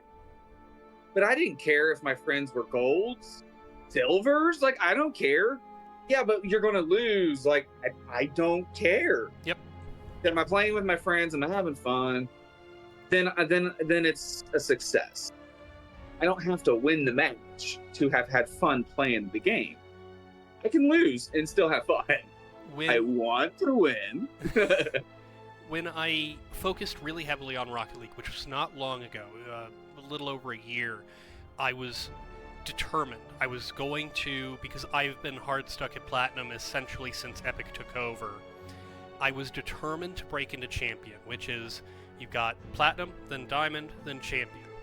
And I was determined to break into Champion. None of my friends who I actively play with, I only play with my friends now. I don't even play with random teams because they drive me insane and I can't deal with the toxic energy. None of them care. None of them gave a fuck. So it was really difficult for me to get to that point playing with them. Now I just don't care. I'd rather play with them than even try to get into Champion or even Diamond. I'm fine with playing in Gold. We're gonna have a good time. When I was playing heavily, there were 3 of us, and I was constantly in that Platinum. The one buddy would be high Gold, low Platinums, and the other buddy was what would you say was after Diamond? It's Diamond. He was always Diamond. So he was just above me. He always stayed low Diamond. None of us cared that anyone was anything. Like, it really made no difference. It was just about playing a game. And yeah, if you join a random party and you're having a bad game, even if you are Platinum already or even a champ, especially if you're a champ, if you had a bad game, you're going to get shredded. Yeah. But you can even be a gold and have a bad game, and people are going to act like you're the worst. Yep. Yeah, you're also a gold guy. Relax. 100%. Now that I play on the computer, that's Yeah. exactly what I type in. I'm like, you're in the same rank as me. Yeah. Like, unless this is your Smurf account, in which case, get out. Yes. Then you're the same as me. That's the other thing, is online gaming has created this culture of, well, if I can't win in my rank, I'll just make a new account, play poorly for a while, and beat up on all the people who are new at the game, because I find pleasure in that. Or they won't even make a new account. They'll just intentionally lose every match until they drop real low just to rise again. Yep. And then you get into those, if you get into a match with one of those, and then they're like self-scoring, like intentionally, they'll drive to the other side and defend the teammate's goal against you. It's like, dude. See, now, no, this makes it not fun. I will keep out of here. Yep. Well, and that's not really good, but when that still, happens, when that happens in Rocket League, I tend to go after whoever, because it's not usually my team. Like I said, I always play with my friends, and they're not going to do that. I tend to go after and blow them up intentionally over and over and over again, because I don't want to play with you if you're going to play like this. I don't want you anywhere near me. I don't want to be on the winning team of that either. Yeah. Exactly. That's not winning. That's not even playing. It's not even fun. It's not fun. We'll usually just forfeit when it was happening. We would just forfeit. It's like, I would rather just forfeit this and lose, make that person win, which is hurting what they're trying to do. I'm going to make you win. Yep. Okay. There's 10 minutes before an ad. I think we're going to be able to at least finish and maybe minimal ad interruption, but we won't take another break. So before we close out tonight, let's look ahead to the future of gaming. With AI, VR, subscription services, and even cloud streaming on the rise, do you think the next generation of games will be driven more by creativity or by business models? So with VR specific, I think now is really the golden age of VR creativity. Because it's new, because not everyone can afford it and have it yet, it is at the precipice of its creativity juices, I think. Because they're not being driven by the masses of it has to be this. Now, I'm sure some of that still exists, like it does in anything, but I think they're getting a bunch of weird, let's just try this game. We've never had VR before. Let's push the boundaries of what the VR can provide to us. So for now, I would say VR is being driven by a lot of creativity, more so than a business model. Once it takes over as the main route of gaming, and it will eventually do so. I don't think we're talking 5 to 10 years even. I think we are further down the line than that for it to be the main gaming. Once that happens, though, yeah, I agree. Once that happens, it will be just like now, driven by pure business model, money.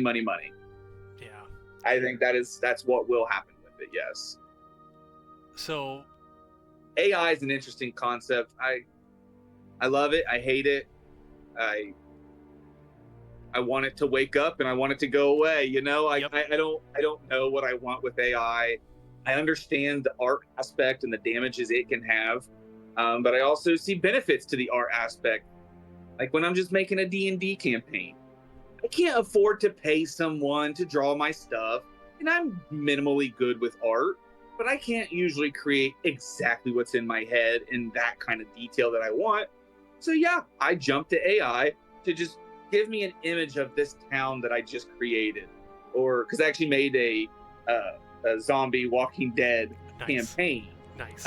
And I named the place Death's Door was the name of the town, and so the name of the campaign was Welcome to Death's Door. And so I wanted like this ragged, rugged, apocalyptic town with a sign that said Death's Door. I couldn't draw that, and there is no way I could have afforded to have paid someone to just draw that image for 4 people. Yeah. Like 4 people are gonna look at this. So yeah, I went to AI, bam, bam, bam, and I was like, this image looks sweet. It's not perfect, but it's exactly what I need for what I'm doing. But I also understand in the real world out there, it is taking jobs. It is creating content that is garbage. It's awful when used incorrectly. I So I don't know. AI is a hard one to pinpoint. I will say, for specifically this show, I do use AI to help me write my scripts. I'll come up with the questions, I'll pop them into Absolutely. AI, and then I'll get this nice, polished script that I can either follow or I can, like, and that's where I think the difference between being reliant on AI and It's a utilizing tool. AI as a tool It's a comes, tool. yes, comes in handy. Use it as a tool, and it's a very good tool to use. Yes. Use it to do everything, and you're going to produce garbage, and you're just not actually creative at all yourself. Like, if it's just doing everything, then step aside and let a real person handle it. Agreed. 100%. I have no issues with people using AI as a tool. So, like, I mentioned that nonprofit to you. One of the things I did was wrote grants. Someone I know, he's actually a published author. He also, with his wife, created a grant writing AI system. You give it the questions, you tell it, like a feel of what you're wanting the grant to feel like. You hit enter, and it will give you generic, yes, but a guidance. So then I would take that, look at it, okay, now here's what I'm going to actually make it. Thank you for like a start or a guideline. Because at the time, I had never written a grant. Like, I was going in blind on how to write grants. I needed help. And then the next time I went to the next grant, I didn't need it so much. Yep. Actually, I don't even think I used it because I'm like, no, I actually know what I'm doing now. And so it did its purpose. But yeah, it can be very damaging as well. Yes. I will likely still continue utilizing it for things like this, mostly because it saves me about 6 hours per script. Like, yes. And that's huge time saving. Yep, that's the huge thing with it, is it saves me so much time. So I will likely continue using it. I'll plug my questions in, I'll bring my model up, and then I have an entire model trained specifically for this show. Yeah. So that I can get everything I need for it. Exactly how it's meant to be. Yeah. Yep. So do you think subscription services like Game Pass are the future, or do you think eventually they'll just kind of fall away? No, they won't. Hell, unless they keep going up in price. I mean, Microsoft just pissed off everybody. I had actually just canceled my Game Pass just before that because I actually didn't even realize I was still paying for it. And I don't really play those games anymore. So I'm like, no, actually, I can cancel this. And as soon as I did, they announced the price hike. Everyone's mad. I'm like, well, if I hadn't just canceled it, I would be now. Yep. Because that was an insane price hike. I'm waiting for the price hike on PC Game Pass, not just on Ultimate, because that'll get me to cancel mine too. Yep. I don't have an Xbox, but I can access all these games on my computer. It's $10 a month. Like, it's not. But I do love it. Yep. It's great. Yep. Especially for someone who, no, I like to play a lot of games a little bit. Yep. It's just the unfortunate way of being an adult. You don't really get to have that zone out and play games. So I play a lot of games a little bit. Yeah. And so I don't want to pay $60 10 times a year to play 10 games a little bit. No, I'll pay $10, $15 a month a little bit and then play the games as I can. Which I don't even buy full price games anymore. Like, No, I don't either. I stopped probably about 6 months ago, and now I look for, when it's on sale, I'll get it if it's at least 50% off. Unless it's a game that I care about, or it's already a $40 game. Usually I want to spend around $30 on my games, though, no more. We did just buy recently Donkey Kong Bonanza, and it's full price. I don't even remember what that full price was, but we did buy it. For the Switch too? Yeah. And yeah, it's a fun game. Yeah. It's a really fun game. You just take out a lot of stress with that game of destroying everything. I will say. But Oh, go ahead. Sorry. other than before that, I think it was Hogwarts Legacy was the last game I bought at full price I had that because I was like, no, I want this game. I'm buying it as soon as I can. Yep. I had that pre-ordered. I was so excited for it. That and Baldur's Gate 3 I had pre-ordered. But they came out right around the same time, so... Oh, shoot. What was I going to say? Sorry. No, it's okay. Probably wasn't important. So, do you think that moving forward, we'll see more things like EA sticking personalized adverts in games that only you can see or that only your stream can see, and it'll become more of a wide-ranging company standard, industry standard, or will it kind of phase out and just be an EA thing? I'm going to say I hope it phases out because honestly, this makes me think of Ready Player One and is it 606 Industries or whatever that company was? Yep. And they're all like, we can sell 85% of the visual space of any person. I don't want it to become that kind of stuff. I don't want to see ads everywhere. I mean, I pay extra on my streaming services not to have have ad free. I don't want ads. Yep. I don't want to see it. Period. So I'm gonna say I hope it goes away, but I'm gonna guess it doesn't. And I do the same thing as you, but I'm also very I'm very ad sensitive. I will buy the things that you advertise because I'm so ad sensitive. I wish I wasn't this way. I can't help it though. Like my time in sales really changed me when it comes to that. The moment someone tries to sell me something, I get defensive and I shut down and I'm like, nope, go away, get out, not touching it, won't buy it. And I discover it on myself again later, maybe I will. But from you, not getting it. And I did this experiment with myself before like you could get rid of the ads on everything. Where I noticed that not paying attention to the ads made me want to buy whatever product it was more.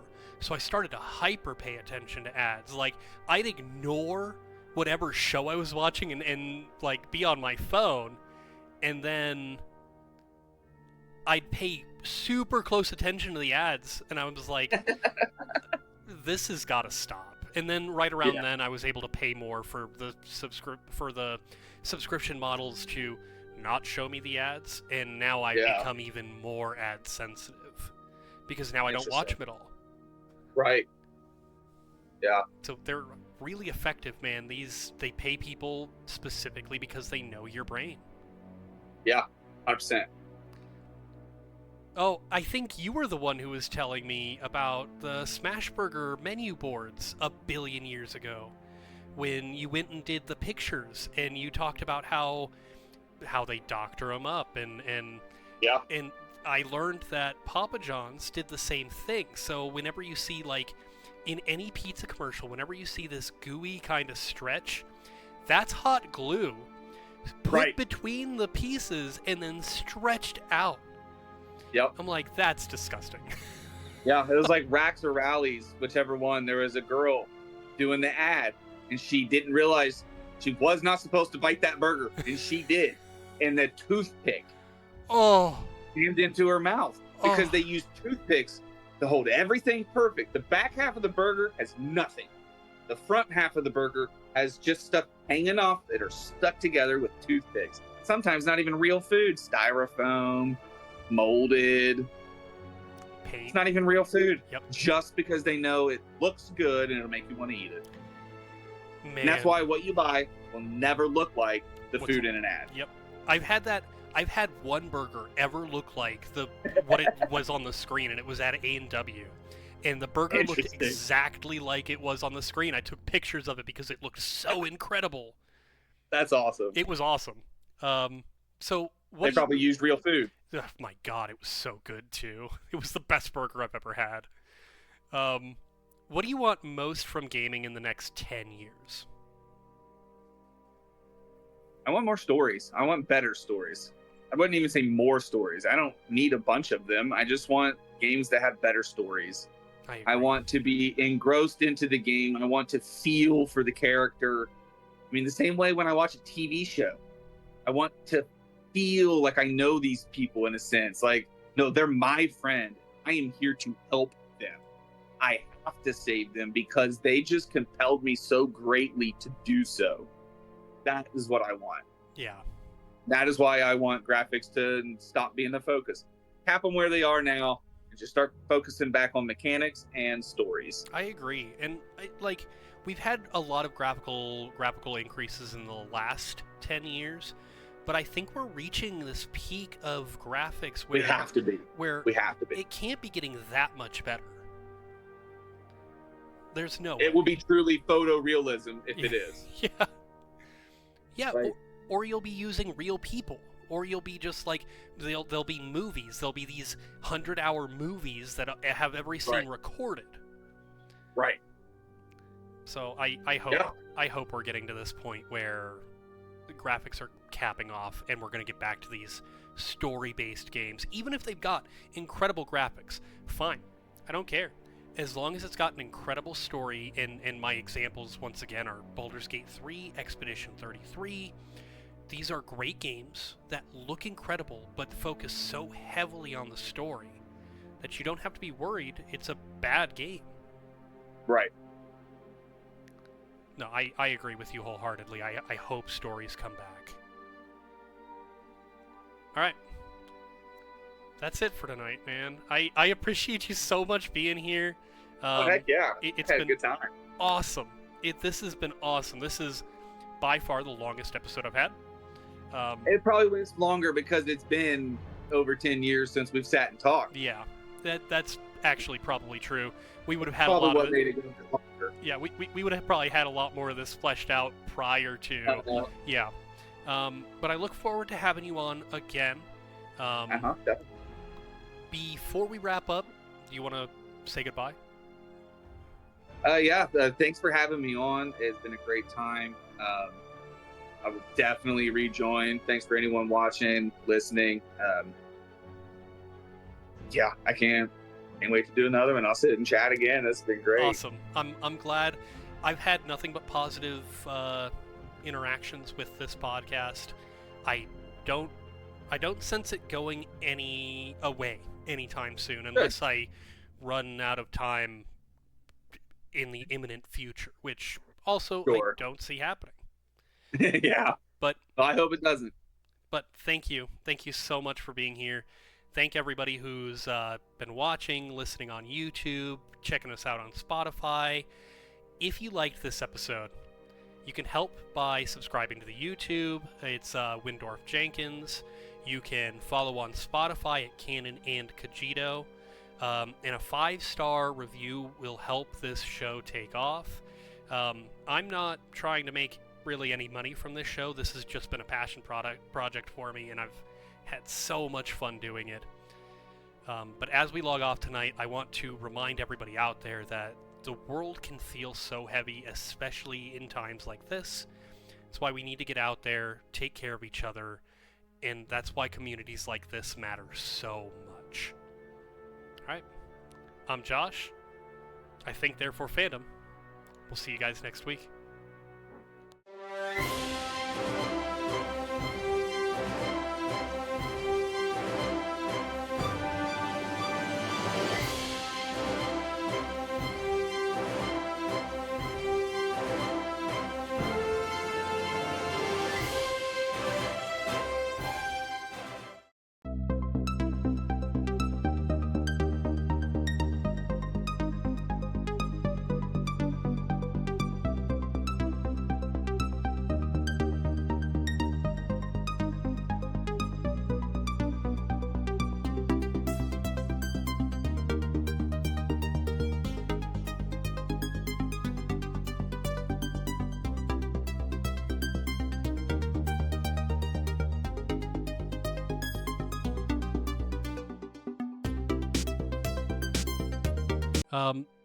This is the longest episode I've had so far.